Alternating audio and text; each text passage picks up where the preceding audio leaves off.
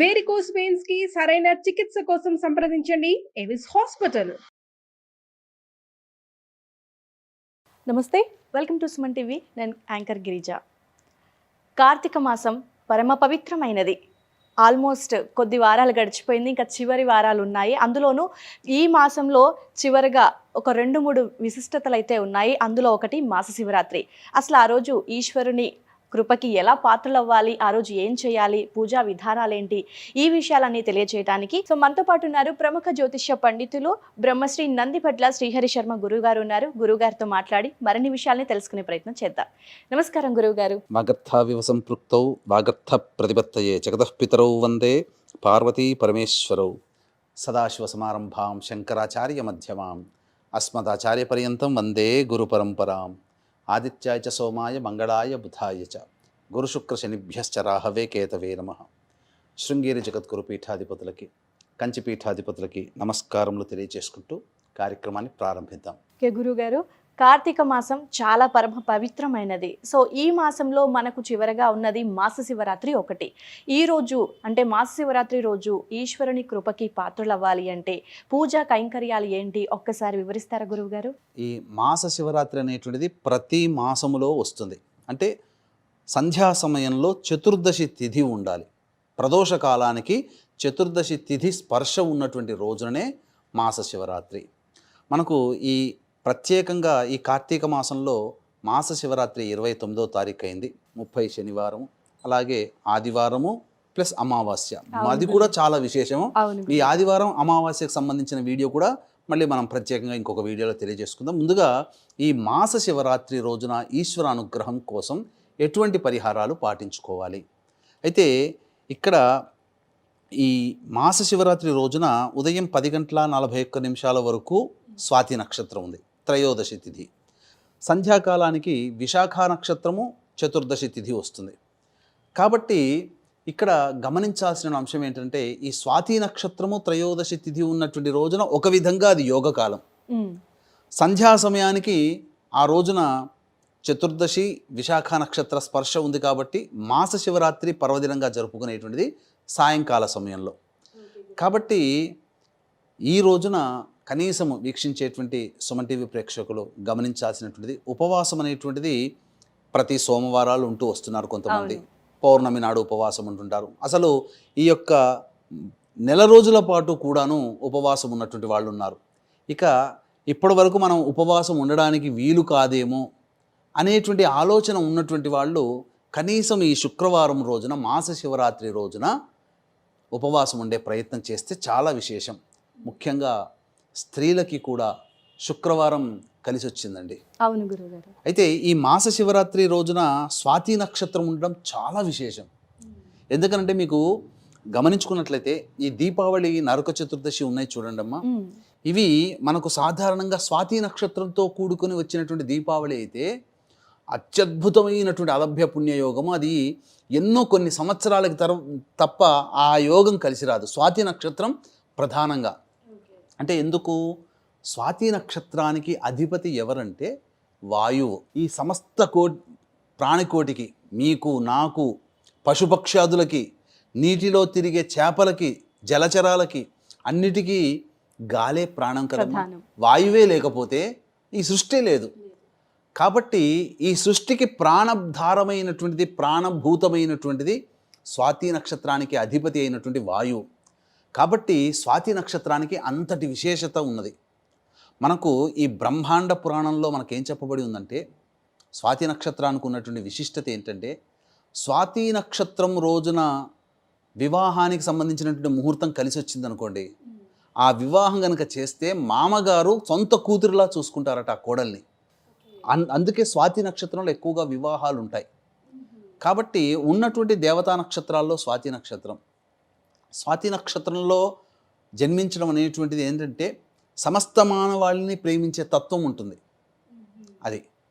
కాబట్టి ఈ స్వాతి నక్షత్రము త్రయోదశి తిథి మాస శివరాత్రి కలవడం అదొకటి. కాబట్టి ఉదయాన్నే చక్కగా ఈ ఈశ్వరుని బ్రహ్మముహూర్త కాలంలో లేచి కాలకృత్యాదులు తీర్చుకొని ఉదయం 4 గంటలకల్లా శివచిత్రపటం దగ్గర చక్కగా పూలమాల వేసి అష్టదళ పద్మం వేయాలి. ఆవునేతితో దీపారాధన చేసి శివ సహస్రనామ పారాయణం చేయాలి ఆ రోజు ఆ రోజు. శివ సహస్రనామ పారాయణం చేసి తదనంతరం ఇవన్నీ పూజాది కార్యక్రమాలు అయ్యేసరికి తెల్లవారుతుంటుంది. అంటే అరుణోదయ కాలం అని ఒకటి ఉంటుంది. అంటే ఉదయం 6:16 ఆ విధంగా సూర్యోదయం అవుతుందమ్మా. దానికంటే 2 ముహూర్తాలు అనగా 48 నిమిషాల ముందు కాలము అరుణోదయ కాలం, ఉషస్సు సమయం అని అంటారు. ఇది సర్వ విధాలుగా అన్ని రకాలుగా ఉపయోగమైనటువంటి సమయం ఏ పని ప్రారంభించడానికైనా. కాబట్టి మీరేదైతే పని ప్రారంభించాలని అనుకుంటున్నారో ఆ పనిని ఆ రోజు ఆ సమయంలో సంకల్పం చేసుకోవాలి. చేసుకొని తులసి చెట్టు దగ్గర చక్కగా అలికి మళ్ళీ అక్కడ అష్టదళ పద్మం వేసి అక్కడ ఆవు నేతితో దీపారాధన చేసి విష్ణు సహస్రనామ పారాయణం అక్కడ చేయాలి. లేదు స్వాతి నక్షత్రం కదమ్మా, ఆ రోజున ఈ లక్ష్మీ నరసింహస్వామి సహస్రనామ పారాయణం చేయాలి. చాలా విశేషం. కార్తీక మాసం త్రయోదశి స్వాతి నక్షత్రం కలిసి ఉండడం చాలా విశేషం అమ్మ. కాబట్టి ఆ రోజున ఈ లక్ష్మీ నరసింహస్వామి ఉపాసన కానీ, లేకపోతే వివాహం కాని అబ్బాయిలు అమ్మాయిలు ఉంటారు కదా, లక్ష్మీ నరసింహస్వామి కళ్యాణం జరిపించండి ఆ రోజు. చాలా విశేషం. లేదా తులసి చెట్టు దగ్గర ఆవు నేతితో దీపారాధన చేసి విష్ణు సహస్రనామ పారాయణం చేసి బీజాఫలంగా దానిమ్మ పండు నైవేద్యంగా పెట్టవచ్చు. ఇంకా చాలా విశేషమైనటువంటి కార్యక్రమాలు కూడా ఆ రోజు చేసుకోవచ్చమ్మా. ఎందుకనంటే చాలా పవిత్రమైనటువంటి మాస శివరాత్రి రోజు కాబట్టి ఆ రోజంతా ఉపవాసం ఉండి సాయంకాల ప్రదోషకాల సమయానికి శివాభిషేకం చేసుకుంటే చాలా మంచిది. విశాఖ నక్షత్రము చాలా విశేషమైన నక్షత్రము. ఈ నక్షత్రము అన్ని నక్షత్రాల్లోకెల్లా రాజైనటువంటి నక్షత్రంగా చెప్పబడింది విశాఖ నక్షత్రం. అధిపతి గురువు.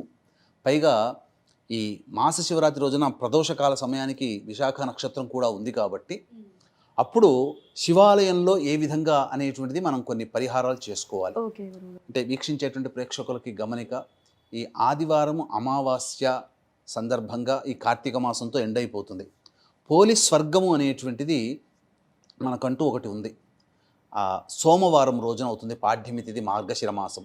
కాబట్టి ఈ కార్తీక మాసం నెల రోజుల పాటు నిత్య శివ అనుగ్రహాన్ని పొందిన వాళ్ళు, అలాగే ఈ సంబంధించినటువంటి పూజాది కార్యక్రమాలు చేసుకున్న వాళ్ళకి అందరికీ కూడా పోలి అనేటువంటి మహిళకి ఏ విధంగా స్వర్గప్రాప్తి అయిందో ఈ కార్తీక మాసం నెల రోజుల పాటు చేసినటువంటి పుణ్య ఫలితం వల్ల. కాబట్టి మీరు కూడా ఎవరైనా కానీ ఈ కార్తీక మాసం నెల రోజుల పాటు పూజ చేసుకున్నటువంటి వాళ్ళు, భక్తి ప్రపత్తులతో ఉన్నవాళ్ళు, వీళ్ళందరికీ కూడా ఈ పోలీస్ వర్గం రోజున వీళ్ళ యొక్క అనగా జాతకరీత్యా కలుగు విద్య, వివాహ, ఉద్యోగ, దాంపత్య, సంతాన, అనారోగ్య సమస్యలు మరియు గోచారరీత్యా వృషభ, మిథున, కర్కాటక, సింహ, తుల, వృశ్చిక, మకర, కుంభమీన రాశిలో జన్మించిన వారికి శనిదోష పరిహారార్థమై సర్వదోష నివారణ పూజలు, హోమాలు అనేటువంటివి గోకర్ణంలో కానీ లేదా శ్రీశైల క్షేత్రంలో కానీ ఇవి చేయించడం జరుగుతుంది. అవకాశం ఉన్నవాళ్ళు పర్ హెడ్ 1500 రూపాయలకి చేయించడం జరుగుతుంది. అవకాశం ఉన్నవాళ్ళు కార్యక్రమ తదనంతరం కాంటాక్ట్ చేసి పూర్తి వివరాలు తెలుసుకోవచ్చు. ఇక ప్రదోషకాల సమయంలో అనగా సాయంత్రం 5:36-37 సూర్యాస్తమయం అయిపోతుందమ్మా. సూర్యాస్తమయం కంటే మళ్ళీ 48 నిమిషాల ముందు కాలం నుంచి ప్రదోషకాలం ప్రారంభమవుతుంది.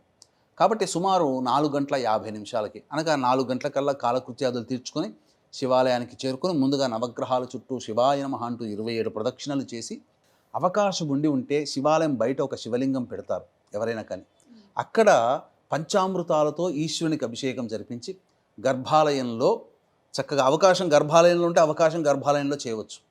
లేదు బయట అంతరాలయం కాకుండా బహిర్ ఆలయంలో చేసుకోవచ్చు అభిషేకం. తదనంతరం గర్భాలయంలో మారేడు దళములతో కనుక ఈశ్వరునికి అర్చన జరిపించుకుంటే మహాప్రీతి పొందుతాడు. ఈ నెల రోజుల పాటు చేయలేకపోయానయ్యా, కనీసం మాస శివరాత్రి రోజునైనా కానీ నిన్ను సేవించుకునే భాగ్యం నాకు కలిగింది అని చెప్పి మనసులో సంకల్పం చేసుకుని ఏ మానవుడైతే ఈ కార్తీక మాస శివరాత్రి రోజున ఈ యొక్క చెప్పిన విధంగా పరిహారాలు పాటించుకుంటాడో తప్పకుండా వాళ్ళకి ఈశ్వరానుగ్రహం కలుగుతుంది. అంతేకాకుండా చాలామందికి అనేక సందర్భాల్లో కార్తీక మాసం అంటేనే దీపారాధన, ఒత్తులు 360 అంటుంటారు.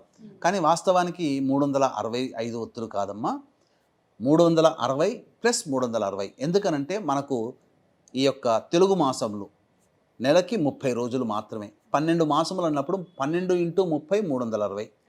ఇంగ్లీష్ గ్రెగోరియన్ క్యాలెండర్ ప్రకారం 365 రోజులు, కాబట్టి 365 పెట్టడం మన సాంప్రదాయం. కానీ అసలు సిసలైన సాంప్రదాయం మాత్రం 360 రోజులు. కాబట్టి రోజుకు 2 దీపములు ఒత్తి వెలిగించినటువంటి పుణ్య ఫలితం మనకు దక్కుతుంది. కాబట్టి 360 ప్లస్ 360 720 ఒత్తుల దీపారాధన ఆ ప్రదోష కాలంలో చేసినట్లయితే సంపూర్ణముగా ఈ కార్తీక మాసంలో ఇక దీపారాధన అంటేనే కార్తీక మాసం ఇంకా అయిపోతుంది. అవును. కాబట్టి మనలో ఇంకా చేసుకోలేకపోయాము, ఇంకా చేయాలనుకునే తపన ఉన్న వాళ్ళు ఎవరైనా కానీ ఈ పరిహారాన్ని అనగా దీపపు ఆరాధన చేయవచ్చమ్మా. ఓకే గురుగారు. అయితే కొంతమంది కార్తీక పౌర్ణమి రోజు వెలిగించలేని వారు మాస శివరాత్రి రోజు వెలిగించుకోవచ్చు అంటారు. వెలిగించవచ్చమ్మా. అయితే గురుగారు మీరు ఇందాక చెప్పినట్టుగా ఉదయాన్నే లేచి శివుడి దగ్గర అంటే నెయ్యి దీపం వెలిగించాలి అని చెప్పారు కదా. అయితే చదువుకున్న వాళ్ళైతే సహస్రనామాలు పఠిస్తారు గురుగారు. మరి చదువుకోని వాళ్ళు ఎలా పఠించాలంటారు? చదువుకోలేని అంటే చదవడం రాని వాళ్ళక, లేకపోతే మీరు అంటుంది సమయం లేక కొద్దిగా సమయం ఉన్న వాళ్ళకనా? చదవటం రాని వాళ్ళకి గురువు. చదవడం రాని వాళ్ళకన్నప్పుడు ఆ తులసి చెట్టు దగ్గర నారాయణాయ నమః అంటూ 1008 సార్లు జపం చేయండి. అలాగే పొద్దున పూట శివుని చిత్రపటం దగ్గర పెట్టాక చెప్పమన్నాను కదా, అక్కడ శివాయ నమః అనుకుంటూ నువ్వు 1008 సార్లు పఠించమని చెప్పండి చాలు. ఆ పుణ్య ఫలితం వాళ్ళకి దక్కుతుంది. ఓకే గురువు గారు, కార్తీక మాస శివరాత్రికి సంబంధించి చాలా చక్కటి విశ్లేషణ అందించారు మా కోసం, మా ప్రేక్షకుల కోసం. ధన్యవాదాలు గురువు గారు. సర్వం శ్రీ ఉమామహేశ్వర పరబ్రహ్మార్పణమస్తు.